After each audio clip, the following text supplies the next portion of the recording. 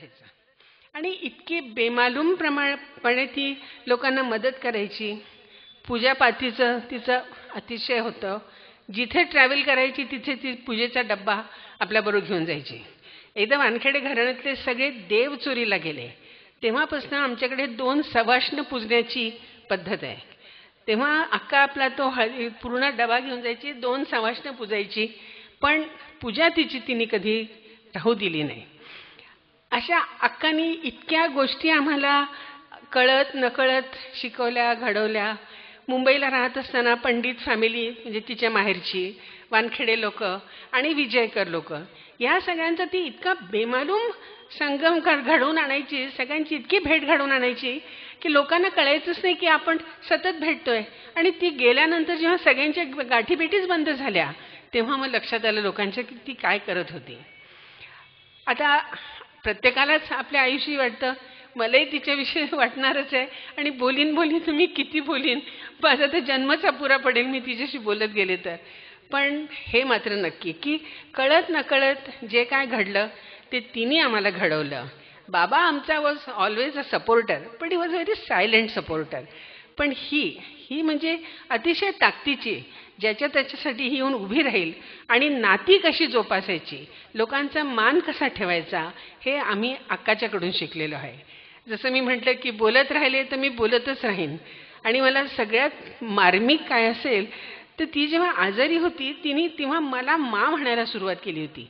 तेव्हा मी तिला म्हणायची, अगं तुला तुझी आई आठवते का अक्का? त्यामुळे नाही ग बेटा, तू माझ्या अगदी आईसारखं करतेस ना, म्हणून मी तुला मा म्हणते. तुझ्या मुली तुला मा म्हणतात ना, म्हणून मी पण तुला मा म्हणते. ते अजूनही शब्द माझ्या कानातनं जात नाहीत. मी काय अजून तिच्याविषयी बोलू. मी आहे ती तिच्यामुळे आहे. धन्यवाद. अशा जगावेगळ्या लोकांकडून खूप जास्ती आणि खूप चांगलं आणि खूप लांबवरचं शिकता येतं. आणि मला कुंदाताईंचा नेहमीच हेवा वाटतो की जगावेगळी आई आणि जगावेगळी वडील लाभलेल्या त्या आहेत. आणि आज मला आणखी एक गोष्ट कळली की कुंदाताई इतक्या प्रेमळ का आहेत. त्याचं गमक आज उलगडलं, त्याचं गमक अक्कांमध्ये आहे. खरं म्हणजे गुरूंच्या आणि आईवडिलांच्या ऋणातून कुणाला कधीच मुक्ती मिळू शकत नाही. त्या ऋणात राहणं यातच एक विमुक्त आनंद असतो. आणि त्या ऋणांची परतफेड करणं हे जीवनाला खरा अर्थ देऊन जातं. एका अत्यंत प्रगल्भ आध्यात्मिक जाणीवा असलेल्या विभूती श्री योगीराज मनोहर हरकरेजी यांच्या जीवनसंगिनी म्हणून स्वर्गीय शालिनीताई हरकरे यांनी मानाचं जीवन व्यतीत केलं. संसार में स्त्रियों को बहुत ही अनन्य और शक्ति रूप से माना जाता है. आपने पौराणिक कथाओं में भी देखा होगा कि सभी देवों की अर्धांगिनी, उनकी शक्ति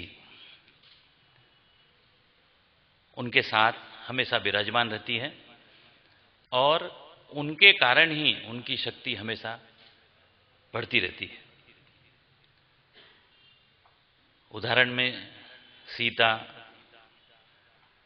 तारा, अहिल्या. अब ये पुराने काल के सभी स्त्रियां शक्ति के बारे में है. इस काल में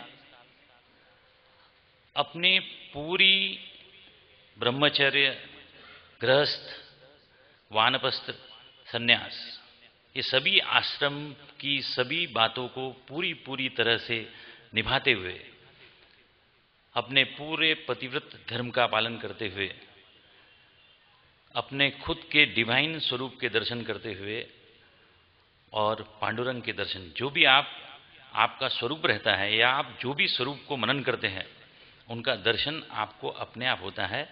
खुद का दर्शन, स्वरूप दर्शन अर्थात भगवान के दर्शन. ऐसे दर्शन करने वाली काकू मावली शालिनी देवी हरकरे, इनको मैं श्रद्धांजलि देता हूं. और इस युग की स्वर्गीय कुसुमताई वानखेड़े, इनको भी मैं अपनी श्रद्धांजलि अर्पित करता हूं कि जिन्होंने अपना पूरा जीवन संसार पूरा निभाते हुए एक बड़े आदर्श और बड़े आध्यात्मिक स्वरूप से अपना जीवन यापन किया है और लोगों को अपना संदेश दिया है. मैं योगीराज मनोहर हरकरे, आदरणीय काका जी परम पूज्य, उनकी पूरी आध्यात्मिक जितनी रचना है उसमें जितना सहभाग परम पूज्य काकू माउली का है,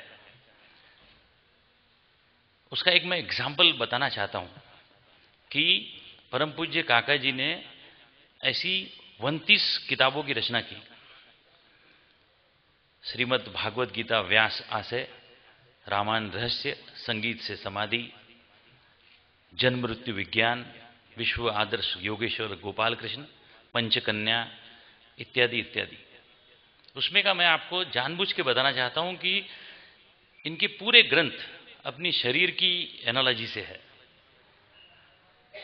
इन्होंने महाभारत और रामायण जो ग्रंथ है ये तपस्या करने वाले ऋषि मुनि ने लिखा है। मैं सिर्फ आपका ये 7 मिनट लूंगा, लेकिन जो एसेंस है, जो बताया है आदरणीय काका जी ने, वो आपके सामने जानबूझ के रखना चाहता हूं। जितने महाभारत और रामायण ग्रंथ है ये तपस्या करने वाले ऋषि मुनि ने लिखे हैं। महर्षि वाल्मीकि जी ने रामायण लिखा और महर्षि वेदव्यास ने महाभारत लिखा। वाल्मीकि यानी एंट हिल, दीमक लगती है ना, शरीर इतना तपस्या करते करते देह भाव से इतना ऊपर चले जाने के बाद आजू बाजू दीमक लग गई, तब भी उनको भान नहीं। ऐसे महान तपस्वी वाल्मीकि, जिनके शरीर के आजू बाजू वल्मी लग गई, वारुड़ दीमक वो लग गई, उनका ध्यान नहीं आते, महान तपस्वी ने रामायण लिखा। रामायण का अर्थ है राम धन अयन, राम का बताया हुआ मार्ग इस रामायण। उसी तरह से महर्षि वेदव्यास ने महाभारत लिखा। व्यास यानी डायमीटर, सर्कल की largest line passing through the centre of circle meeting both the circumference diameter. अपन जितने लोग हैं इस सर्कल के आजू बाजू ही पैदा होने के बाद घूमते रहते हैं। बचपन, जवानी, पढ़ाई लिखाई, शादी ब्याह, बाकी बुढ़ापा, उनके बच्चे, सब ये सब बाहर ही बाहर करते हुए बाहर से बाहर ही निकल जाते हैं। लेकिन ऐसी महान विभूतियां भक्ति से, ज्ञान से, कर्म से, राजयोग से अंदर आती है। कई लोग कुछ दिन तक करते हैं और छोड़ देते हैं, कई लोग सेंटर में आते आते लटक जाते हैं, कई लोग सेंटर भी क्रॉस करते हुए धीरे धीरे पूर्णता की ओर अचीव करते हुए दूसरे छोर से, सर्कल की दूसरे छोर में आके बाहर निकलते हुए सामान्य मनुष्य की तरह से जीवन जीते हैं। The person who has achieved complete diameter of his life is known as Vyas. जो व्यक्ति ने लाइफ की ये डायमीटर अचीव किया उसको व्यास बोलते हैं। और ऐसे महान वेद के व्यासों ने महाभारत लिखा, कोई स्टोरी नहीं लिखी। वो तपस्या करते करते जो साधना में जो उन्होंने देखा वो लिखा। ये महाभारत ग्रंथ क्यों लिखे गए इसका कारण भी महाभारत में लिखा है। महाभारत का श्लोक नंबर 77 है, लेखको भारतस्यास भौतम गणनायक प्रोच्च मानसा मनसा मवे कल्पितस्य च। गणेश जी का वंदन है। काका जी बताते थे कि जानबूझ के एक कहानी गणेश वंदन की डाली गई महाभारत। हे गणनायक, मेरे मन की अति उच्च अवस्था में जो मैंने देखा हूं मैं लिखना चाहता हूं, जो कि मेरी ही कल्पनाओं का विस्तार है। प्रोच्च मनसा मवय कल्पितस्य च, मन की उच्च अवस्था में मेरी ही कल्पनाओं का विस्तार है। गणेश जी आने के बाद एक शर्त लगती है, मैं लिखूंगा। बहुत जनों को एक कहानी मालूम होंगी, मैं लिखते समय रुकूंगा नहीं, आप कंटिन्यूस डिक्टेशन दो, मैं कंटिन्यूस लिखता रहूंगा। इन्होंने कहा आपकी शर्त मान्य, लेकिन मेरी भी एक शर्त है, मैं जो आपको श्लोक बताऊंगा, first to understand then you write. पहले आपने उसको समझना, बाद में लिखना। आप बुद्धि के देवता हैं, मैं सामान्य मनुष्य के लिए ग्रंथ लिख रहा हूं। यदि आपको नहीं समझा तो कॉमन मैन को समझेगा नहीं, इसलिए there is no need to write such a difficult granth. इसलिए आपको नहीं समझा तो आपने लिखना नहीं। ये पहला श्लोक बोलते थे, गणेश जी को समझने में टाइम लगता था। जब समझता था तब लिखते थे, तब तक दूसरा रेडी होता था। दूसरा बोलते थे, समझने में टाइम लगता था, समझा फिर लिखते थे। ऐसे रुकते रुकते पूरा महाभारत ग्रंथ तैयार हुआ। ऐसा आदि पर्व श्लोक नंबर 77 महाभारत आप देखेंगे तो उसमें ये श्लोक की गणेश वंदन की कथा है। बुद्धि के देवता गणेश जी को महाभारत समझने में टाइम लगा। आप एक सीडी लाइए, महाभारत की लगाइए, धृतराष्ट्र, गांधारी, कौरव, पांडव, भीष्म, पितामह, अर्जुन, नकुल, सहदेव, भीम, कृष्ण, अपने सामान्य बुद्धि वाले को 3.5 घंटे में पूरा महाभारत समझ जाता। बुद्धि के देवता गणेश जी को समझने में टाइम लगा। काका जी बताते हैं, ये जो मैं बता रहा हूं ये सब इन्होंने लिख दिया है ग्रंथ में। काका जी के आशीर्वाद से, काकू जी के प्रताप से मैं ये जो बता रहा हूं आपको, गणेश जी को समझने में टाइम लगा। और जो अपने को तुरंत समझ गया। इतने उच्च आदरणीय ग्रंथ है कि कहानी रूप में लिखे गए हैं, कहानी बच्चों को जल्दी समझ जाती, इसलिए अपने को जल्दी समझ गई। इसलिए ना ये पहली, दूसरी, तीसरी, चौथी, ग्रेजुएशन तक अपने कुछ समझता है, ग्रेजुएशन के बाद में और पोस्ट ग्रेजुएशन में ज़्यादा समझता है, पोस्ट ग्रेजुएशन में रिसर्च में और ज़्यादा समझता है। उसी तरह से मनुष्य की उम्र के साथ साथ हर समय पर आने के बाद में ये एक्सप्लोर करना चाहिए कि ये ग्रंथ में क्या लिखा है। अब ये क्लियर हो गया कि this book has been written, ये महान ग्रंथ लिखे गए हैं, तपस्या करने वाले ऋषि मुनि लिखे हैं। उन्होंने कैरेक्टर बनाए, पात्र बनाए। पहला धृतराष्ट्र, दूसरा गांधारी। धृतराष्ट्र से गांधारी को 100 कौरव पुत्र बताए, जिनके नाम दु अर्थात बुरे यह विशेषण से शुरू होते हैं। सुगंध यानी अच्छी गंध, दुर्गंध यानी बुरी गंध। पहले बच्चे का नाम दुर्योधन, दु यानी बुरा, योधन यानी जिद्दी झगड़ालू, बुरा जिद्दी झगड़ालू। दूसरे बच्चे का नाम दुशासन, बुरा शासन। आप देख रहे हैं शासन, बुरा शासन। तीसरे बच्चे का नाम दुविजय, चौथे बच्चे का नाम दुमति। ऐसे दू करके 100 बच्चे पैदा होने के बाद एक लड़की पैदा होती है, उसका नाम दुशीला रखते हैं। शीला यानी गुड कैरेक्टर गर्ल, दुशीला यानी बैड कैरेक्टर गर्ल। कोई भी माँ बाप अपने बच्चों का नाम ऐसे नहीं रखेगा। यह भी नाम धृतराष्ट्र और गांधारी ने अपने बच्चों को नहीं दिए। ये महर्षि वेदव्यास जिन्होंने महान ग्रंथ की रचना की, उन्हें तपस्या करते करते अपने मन बुद्धि शरीर में जितनी बुरी वृत्तियां हैं, जो अनेकानेक रहती है, ज्यादा से ज्यादा बुरी वृत्तियां रहती है, उसको 100 बताते हुए इस कौरव की रचना की। उसी शरीर में पंच प्राणों को साक्षी मानकर अच्छे कर्म करने वाले 5 पांडव बताए। उनके नाम भी उसी तरह से युधिष्ठिर, अर्जुन, नकुल, सहदेव, भीम, जो अपनी 5 अच्छी वृत्तियां हैं, 5 ज्ञानेन्द्रियां, 5 कर्मेंद्रियां।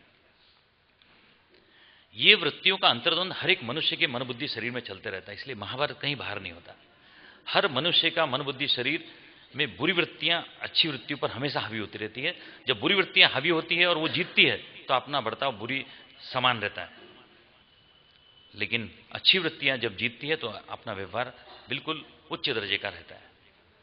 कौरव हमेशा पांडव पर हावी हुए हैं और मैक्सिमम बार जीते हैं, लेकिन पांडव को जीतना पड़ा तो 12 साल का वनवास और 1 साल का अज्ञातवास।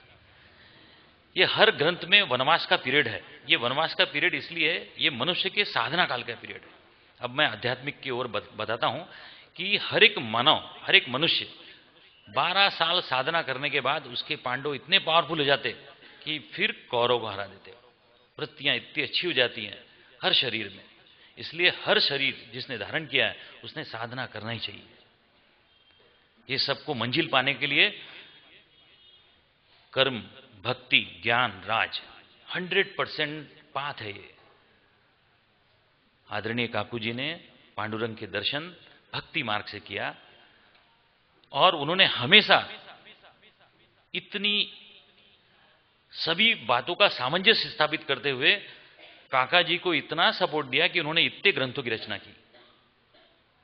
इसलिए ये जो अध्यात्म है, ये जो आध्यात्मिक स्पिरिचुअलिज्म है, ये इतना पावरफुल बना देता हर व्यक्ति को कि उसके अंदर में उसके शरीर, और यही काम है बेसिकली। आपने जन्म लिया है तो आपने शरीर से साधना करते हुए अपना उत्क्रांत करने को होना।